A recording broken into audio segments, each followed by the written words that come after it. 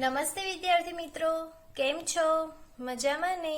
સહયોગ વિદ્યાલય તરફથી આપનું હાર્દિક સ્વાગત છે.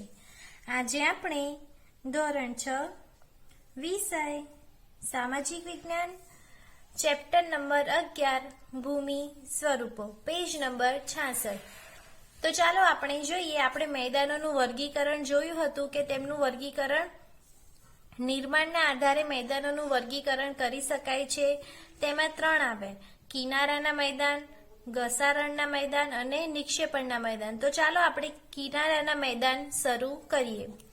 તો પહેલું કિનારાના મેદાન. તો કે આ મેદાનનું નિર્માણ મુખ્યત્વે સમુદ્ર કિનારા એટલે કે પૃથ્વીની ભૂગર્ભિક હિલચાલને કારણે સમુદ્ર કિનારા નજીકનો ખડીયો છાજલીનો ભૂમિ ભાગ ઉંચકાય ત્યારે બનતા મેદાનને સંરચનાત્મક મેદાન કહે છે. તો શું આવે? આ મેદાનનું નિર્માણ મુખ્યત્વે સમુદ્ર કિનારા સમુદ્ર કિનારા એટલે કે પૃથ્વીની ભૂગર્ભિક હિલચાલને કારણે પૃથ્વીની ભૂગર્ભિક હિલચાલને કારણે સમુદ્ર કિનારાના નજીકનો ખંડીય છાજલીનો ભૂમિભાગ ઉંચકાય. શેનો ભૂમિભાગ? તો કે છાજલીનો ભૂમિભાગ ઉંચકાય ત્યારે બનતા મેદાનને સંરચનાત્મક મેદાન કહે છે. આવા મેદાન મોટે ભાગે ભૂમિખંડના કિનારે જોવા મળે છે. મેક્સિકોના અખાતના કિનારે ફેલાયેલ સંયુક્ત રાજ્ય અમેરિકાના દક્ષિણ પૂર્વે આવેલ મેદાન તેનું ઉદાહરણ છે. જમીનના તળિયા ઘસાવાના કારણે પણ આવા મેદાનનું નિર્માણ થાય છે. તો શું આવે કે જમીનના તળિયા જો ઘસાવાના કારણે પણ આવા મેદાનોનું નિર્માણ થાય છે. ઓસ્ટ્રેલિયાનું મધ્યનું મેદાન આ પ્રકારે નિર્માણ પામ્યું છે. કયું મેદાન નિર્માણ પામ્યું છે? કે ઓસ્ટ્રેલિયાનું મધ્યનું મેદાન. તો ચાલો હવે આપણે જોઈએ કે ઘસારાના મેદાન. કયા મેદાન? ઘસારાના મેદાન. તો કે પૃથ્વીની સપાટી પર સતત ઘસારણની પ્રક્રિયા ચાલતી રહે છે, જેનાથી લાંબે ગાળે પર્વતો તથા ઉચ્ચ પ્રદેશો, નદી, પવન અને હિમનદી જેવા પરિબળો દ્વારા ઘસાઈને મેદાન બને છે. આવા મેદાનને સંપૂર્ણપણે સપાટ બનતા નથી. કે જે એવા મેદાન હોય ઘસાઈને મેદાન બનતા હોય તો એ સંપૂર્ણપણે સપાટ બનતા નથી. નક્કર ખડકોની ટેકરીઓ વચ્ચોવચ્ચ જોવા મળે છે. તો એ ક્યાં જોવા મળે છે? તો કે નક્કર ખડકોની ટેકરીઓ હોય ને ત્યાં વચ્ચોવચ્ચ આવા જોવા મળે છે. ઉત્તર કેનેડા અને પશ્ચિમ સાઇબિરિયાના મેદાન ઘસારણથી નિર્માણ પામ્યા છે. ઘસારણ દ્વારા બનેલ મેદાનોને પેનીપ્લેન પણ કહે છે. શું કહેવાય? પેનીપ્લેન પણ કહેવામાં આવે છે. કે ઘસારા દ્વારા બનેલા મેદાનોને પેનીપ્લેન પણ કહે છે. ત્રીજું, નિક્ષેપણના મેદાન. તેમાં જોઈએ કે નદી, હિમનદી, પવન વગેરે પરિબળો દ્વારા પથરાયેલ કાંપના નિક્ષેપણથી સરોવર કે સમુદ્ર જેવા કોતરો ભરાવાથી આવા મેદાનનું નિર્માણ થાય છે. તેથી તેને નદીકૃત કે કાંપના મેદાન પણ કહેવામાં આવે છે. ભારતમાં ગંગા યમુનાના મેદાન, ઉત્તર ચીનમાં હવાંગોનું મેદાન, ઇટાલીમાં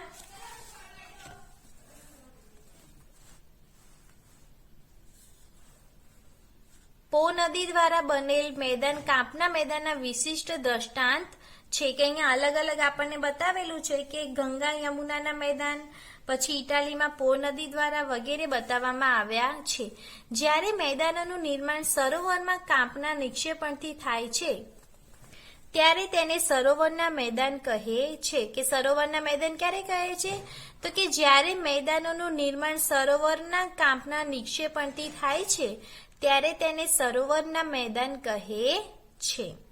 કાશ્મીરની ખીણો ભારતમાં સરોવરના મેદાનનું ઉદાહરણ છે. કઈ ખીણો?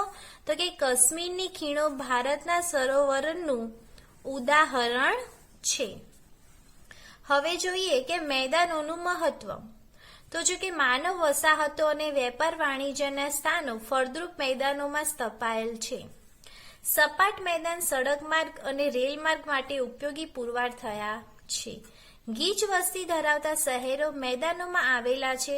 ફળદ્રુપ જમીન ખેત ઉત્પાદન માટે વધુ ઉપયોગી છે. ખેત પેદાશો ઉદ્યોગો માટે કાચો માલ પૂરો પાડે છે. તો કે શું ખેત પેદાશો ઉદ્યોગો માટે શું પૂરો પાડે છે? તો કે કાચો માલ પૂરો પાડે છે. હવે આપણે જોઈએ કે ઉપસાગર. શું જોઈએ? ઉપસાગર. તો કે સામાન્ય રીતે મહાસાગરના જળભાગનો આંશિક ભાગ એટલે ઉપસાગર. તો કે શું આવે કે સામાન્ય રીતે મહાસાગરના જળભાગનો આંશિક ભાગ એટલે શું? તો કે ઉપસાગર. જે જમીન ફરતે ખુલ્લા વિશાળ સરોવર જેવો આકાર ધારણ કરે છે. ઉપસાગરો વિશાળ અને નાના કદના હોઈ શકે છે. ભારતમાં બંગાળનો ઉપસાગર તેનું શ્રેષ્ઠ ઉદાહરણ છે. કે ભારતમાં બંગાળનો ઉપસાગર શું છે? કે તેનું શ્રેષ્ઠ ઉદાહરણ છે. હવે જોઈએ અખાત. જ્યારે કોઈ જળ વિસ્તાર 3 બાજુથી ભૂમિથી ઘેરાયેલ હોય તેને અખાત કહે છે. કે અખાત કોને કહે છે? તો કે જ્યારે કોઈ જળ વિસ્તાર હોય ને તેને 3 બાજુ ભૂમિથી ઘેરાયેલ હોય, કે ભૂમિથી ઘેરાયેલ 3 બાજુ હોય કોઈ જળ વિસ્તાર, તેની આપણે અખાત કહીએ છીએ. તો અહીંયા આપણે અંડરલાઈન કરી દેવાની. પ્રશ્ન પૂછાય તો આપણને આવડવો જોઈએ. ઉદાહરણ તરીકે જોઈએ તો કે કચ્છનો અખાત, ખંભાતનો અખાત વગેરે. શું આવે? ખંભાતનો અખાત અને કચ્છનો અખાત તેનું ઉદાહરણ છે. હવે જોઈએ ભૂશીર. તો કે ભૂશીર એટલે ભૂમિનો લંબાત્મક છેડો કે જળભાગમાં ફેલાયેલો હોય છે. કે ભૂશીર એટલે શું? તો કે ભૂમિનો લંબાત્મક છેડો જે જળમાર્ગમાં ફેલાયેલો હોય છે, જેની સમુદ્ર રેખા તરીકેની સંજ્ઞા પણ આપી શકાય છે. કઈ સંજ્ઞા આપી શકાય છે? કે સમુદ્ર રેખા તરીકેની સંજ્ઞા પણ આપી શકાય છે. દાખલા તરીકે કન્યાકુમારી અને કેપ ઓફ ગુડ હોપ. શું આવે? કન્યાકુમારી ભારત અને Cape of Good Hope Africa. હવે જોઈએ ટાપુ.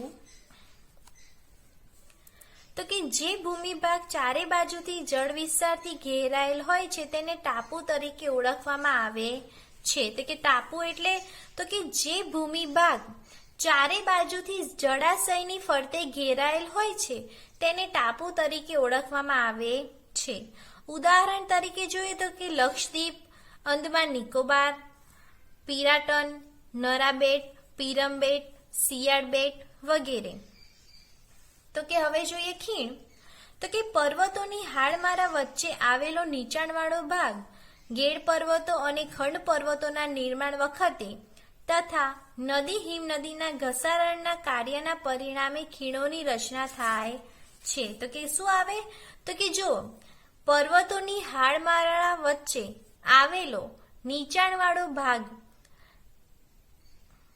હવે એમાં જોઈએ કે ગેડ પર્વતો અને ખંડ પર્વતોના નિર્માણ વખતે તથા નદી હિમનદીના ઘસારણ કાર્યના પરિણામે ખીણોની રચના થાય છે. દાખલા તરીકે જોઈએ તો કે કાશ્મીરી ખીણ. કઈ ખીણ? કાશ્મીર ખીણ. હવે જોઈએ કે સામુદ્ર ધુની. તો કે જે જળ વિસ્તારોને જોડતી સાંકડી જળપટ્ટીને સામુદ્ર ધુની કહે છે. આપણે કોઈ પ્રશ્ન પૂછાય કે સામુદ્ર ધુની કોને કહે છે? તો કે બે વિસ્તારોને જોડતી સાંકડી જે કડી હોય, બે વિસ્તારોને જોડતી સાંકડી જળપટ્ટીને સામુદ્ર ધુની કહે છે. હવે જોઈએ કે ઉદાહરણ તરીકે પાલ્કની સામુદ્ર ધુની ભારત અને શ્રીલંકા વચ્ચે. હવે જોઈએ કે સંયોગ ભૂમિ. બે જળ વિસ્તારોને અલગ કરતી સાંકડી ભૂમિ પટ્ટીને સંયોગ ભૂમિ કહે છે.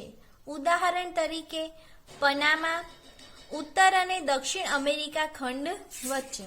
તો શું કહે છે કે જે બે જળ વિસ્તારોને અલગ કરતી સાંકડી ભૂમિ પટ્ટીને શું કહે છે? સંયોગી ભૂમિ કહે છે. જેમ કે ઉદાહરણ તરીકે પનામા એટલે ભારત અને દક્ષિણ અમેરિકા ખંડ વચ્ચે. તો વિદ્યાર્થી મિત્રો, આ પાઠ આપણે અહીં પૂરો થાય છે અને તમને જે આ સ્વાધ્યાય બતાવવામાં આવ્યું છે ચોપડીમાં એ તમારે તમારી નોટમાં લખવાનું છે અને 11મા પાઠનું સ્વાધ્યાય પોથીનું સ્વાધ્યાય હું તમને એની PDF બનાવીને મૂકીશ, જે તમારે તમારી સ્વાપોથીમાં પૂરવાનું રહેશે અને આ સ્વાધ્યાય તમારે નોટબુકમાં લખવાનું રહેશે. અને જે મેં પાઠમાં અહીંયા ચલાવતી વખતે અંડરલાઈન કરી છે, તમારે તમારી નોટમાં વિડીયો જોતા જોતા કરતું રહેવાનું છે અને એટલું તૈયાર પણ તમારે કરવાનું છે. તો આ પાઠ અહીં પૂરો થાય છે. Thank you.